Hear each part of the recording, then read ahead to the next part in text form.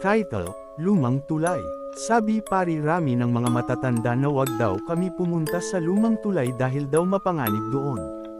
Sabi ng lola ko kaya daw mapanganib doon sa lumang tulay na yun dahil meron daw lalaking manamete doon kakahintay sa kanyang minamahal na hanggang ngayon hindi peren pumupunta o nagpapakita ang babae at ang tulay daw na yun ay ang dating tagpuan nila mahal ng lalaki ang babae pero sa hindi inaasang pangyayari kailangan umalis ng babae dahil pinapapunta siya doon ng kanyang ina dahil may sakit ang kanyang ama at pumayag naman ang lalaki saski ang lumang tulay na yun sa kanilang pag-iibigan. Pero bago umalis ang babae sabi ng lalaki sa kanya na, hihintayin kita kahit anong mangyari, dito tayo muling magtagpo.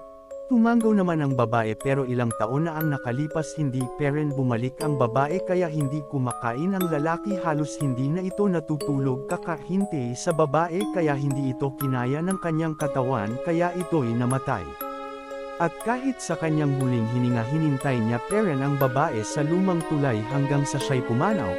Pumanaw siya sa lumang tulay, pumanaw siya kakahintay sa babaeng kanyang minamahal.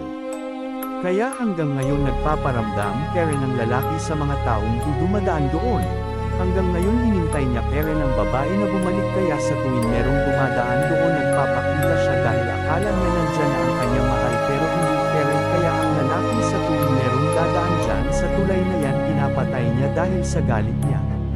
Iniisip niya na ang babaeng kanyang minahal ay tuluyan na siyang kinalimutan, kaya sa tuwing merong dumadaan na tao sa lumang tulay ito'y kanyang pinapatay dahil doon niya ibinuhos ang lahat ng galit niya doon sa mga taong dumadaan sa tagpuan nila ng babae. Kaya wag na wag kang dadaan o pumunta sa lumang tulay na yun maliwanag. Tumanggo na lang ako na ang ibig sabihin ay mamaya na lang yun.